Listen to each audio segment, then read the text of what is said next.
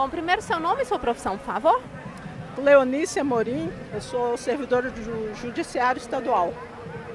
E o que você veio fazer aqui hoje, Cleonice? O que você defende exatamente?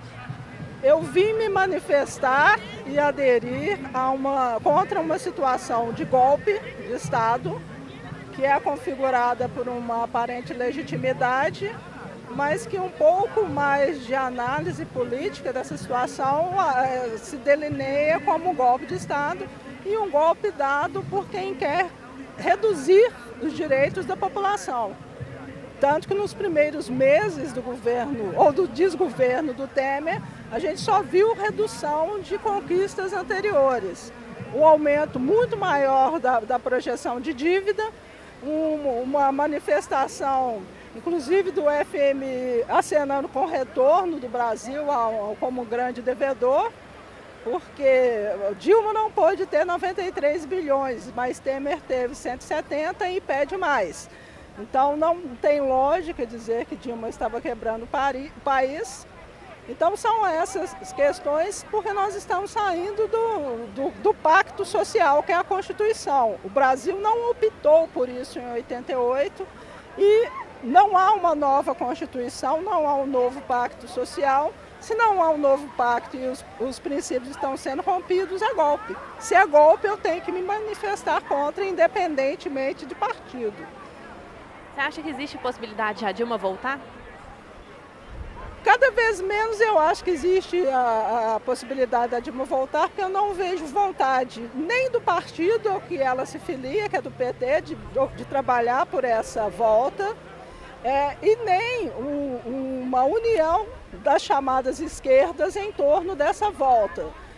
Quem perde com isso é o povo, porque enquanto briga-se por poder, a direita está unida, estava um pouco dividida, mas se uniu em torno dos seus objetivos, que é angariar mais poder e mais dinheiro para os mesmos.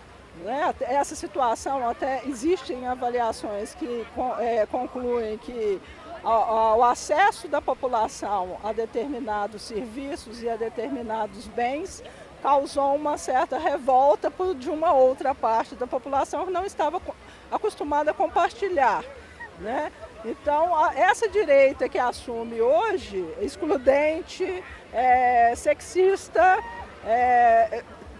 com grandes desconhecimentos, a gente tem exemplos de o ministro da Saúde mesmo é um descalabro.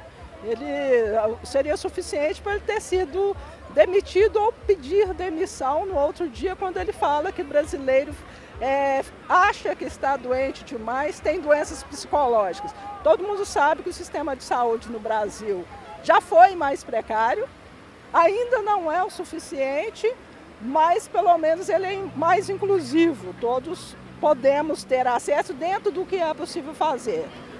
A proposta, aparentemente, do ministro é que se adote o sistema americano, que o presidente Obama está tentando romper, que é excludente. Nos Estados Unidos, se você quebrar um braço e não tiver dinheiro para ir ao médico, você vai continuar com seu braço quebrado em casa. É algo que não acontece no Brasil, pelo menos os braços quebrados ainda conseguem consertar. E outros tratamentos que estão inclusivos. O Ministério do Temer é um absurdo por si próprio. Então, é um retrocesso pavoroso. Não que o pacto, as alianças políticas do governo Dilma fossem as alianças dos sonhos, não eram. Mas dentro de um sistema que demanda alianças políticas, eram as alianças possíveis. Estamos piorando. Então você acha que as pessoas que têm algumas críticas, que tinham algumas críticas ao governo da Dilma, agora elas perceberam que pode ser muito pior do que estava no governo dela? Eu acho que as pessoas que tinham críticas ao governo da Dilma e saíram às ruas pela saída da Dilma, no fundo não tinham críticas ao governo da Dilma, elas tinham críticas ao Lula, à pessoa do Lula, ao partido PT, independente do que ele proponha ou não, e estão indignadas assim com um volume de corrupção que nunca foi visto no país e que ganhou visibilidade. Poucas pessoas sabem que a corrupção dentro do governo federal, no governo Dilma, ela foi muito combatida. Nunca houve um número de inquéritos administrativos e dispensa de servidores corruptos que tiveram direito à defesa tão grande quanto no governo Dilma. A Dilma tirou do seu ministério, e aí talvez até um pouco contrária a certas alianças que foram feitas antes, tirou ministros notadamente corruptos. Não os defendeu, e isso pode ter incomodado muita gente que hoje deveria, em tese, estar defendendo a legitimidade dela no governo, a legitimidade que está rompida.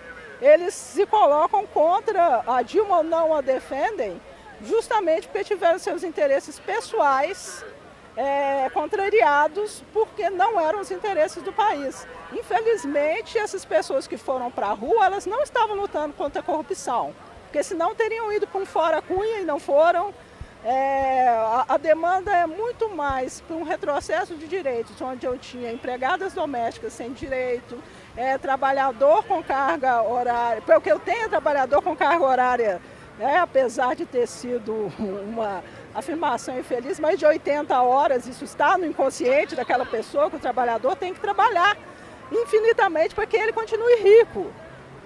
Então, esse retrocesso a gente sente muito, e vamos para esse retrocesso se não fizermos e não formos às ruas. Mas as pessoas que pediam fora Dilma não estavam preocupadas com corrupção. E o que você acha sobre a possibilidade de novas eleições? Eu acho que seria o mais correto no país nesse momento, seria uma forma de diminuir as divisões no país, mas constitucionalmente não é viável. Seria um pacto que não percebo que os lados queiram fazer, porque estão apostando no embate para defender suas posições, e o embate, infelizmente, só prejudica o povo. Se Dilma não voltar agora e se acirrar contra um governo Temer, quem vai perder é o povo, porque a perspectiva vai ser, voltamos nas eleições de 2018, e até lá o povo vai dançar. É o povo que vai pagar esse preço. Então, acho que está na hora das pessoas se defenderem muito mais o interesse do país do que os interesses próprios, porque senão não vai ter nem país para que elas possam governar ou explorar. Você acha que esses retrocessos estão acontecendo muito rápido? Esses retrocessos estão acontecendo rápido e articuladamente. Se não se conseguir esse espaço no governo da Dilma, e era preciso tirá-la de lá para que se conseguisse esses retrocessos, conseguiram.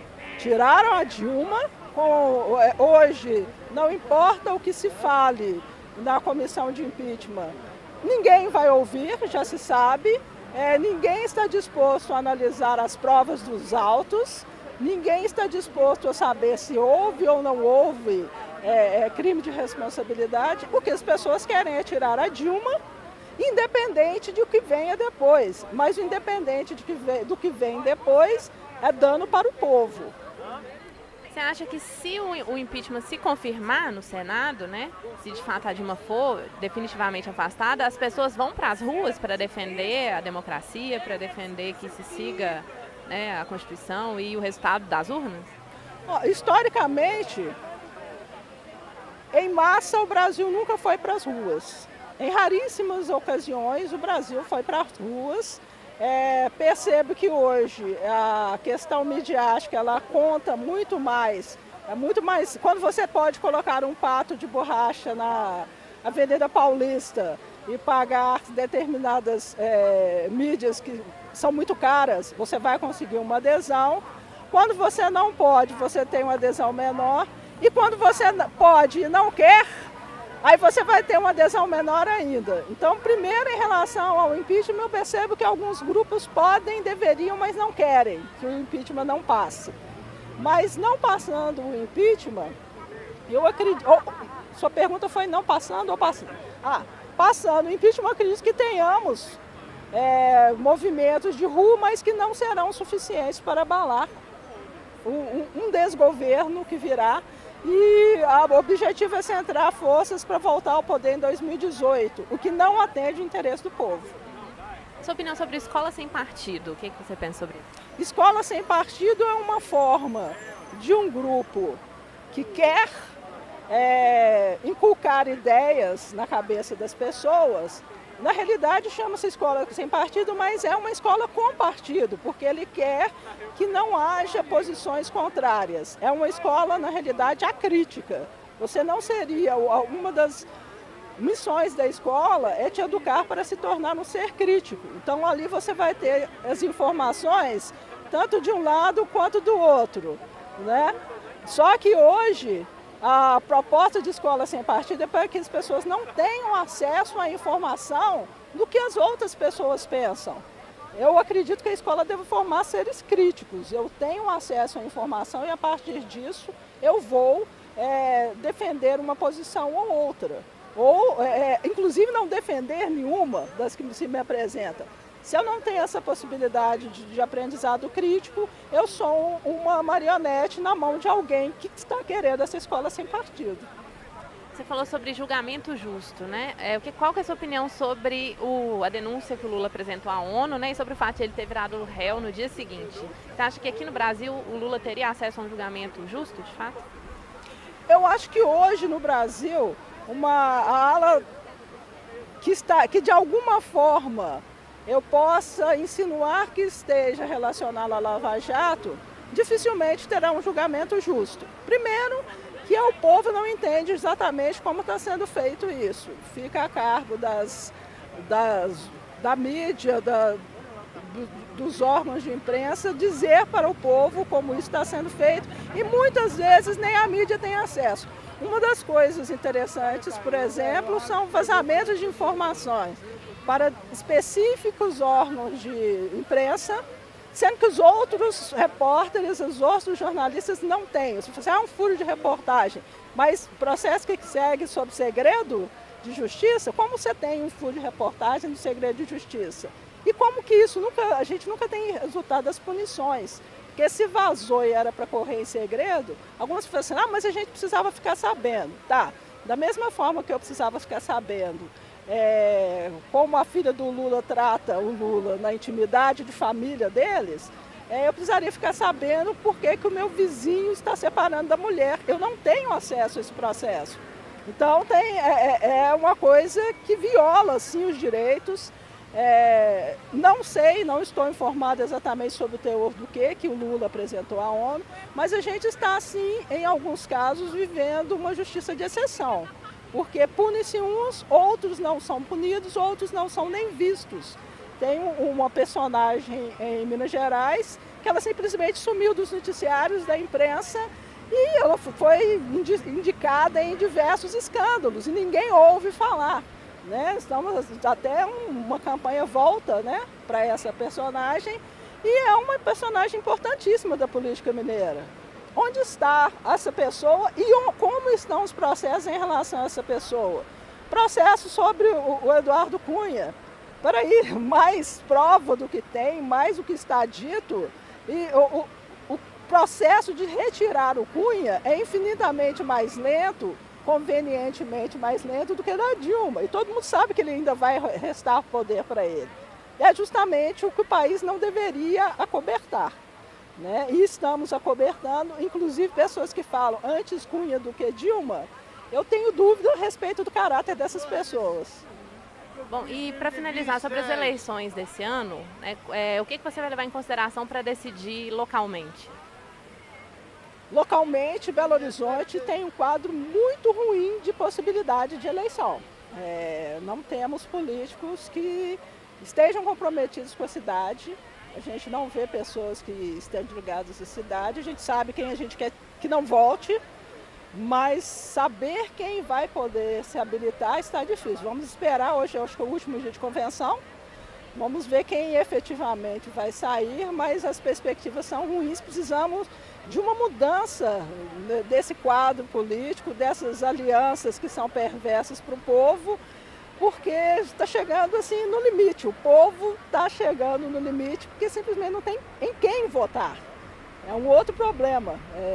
A questão de as próximas eleições reforma política com o Congresso que está aí, por exemplo, não é impossível. Eles vão fazer reforma política para eles se manterem lá e a gente não os quer lá. É uma pergunta complicada essa. A perspectiva de Belo Horizonte é difícil. A gente não quer os mesmos, inclusive os mesmos vereadores que estão lá há séculos. Você acha que para 2018 o Lula consegue pelo menos se candidatar? Eu acho que eles vão fazer de tudo para o Lula não conseguir se candidatar, nem que eu tenha que forjar processos. Como o processo da Dilma ninguém está lendo e os votos já estão pré-definidos, mas vão falar assim, mas ali é um processo político. Ali é um processo. Você deveria ter um rito de processo, inclusive um julgamento justo é uma das coisas preconizadas pela nossa Constituição, né, e a Carta de Direitos do Homem. E não é respeitado em relação a ela. Então, se isso é possível em relação ao presidente da República, em relação a alguém que não está mais no cargo diretamente de influência, sim, é possível que obstaculizem juridicamente, mesmo porque, aceitando a denúncia em relação ao Lula, ele já tem obstáculo para se candidatar.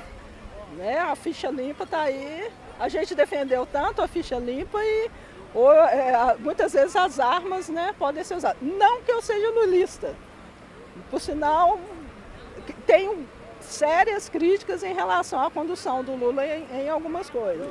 Mas que ele vai ter um julgamento justo, eu não acredito não.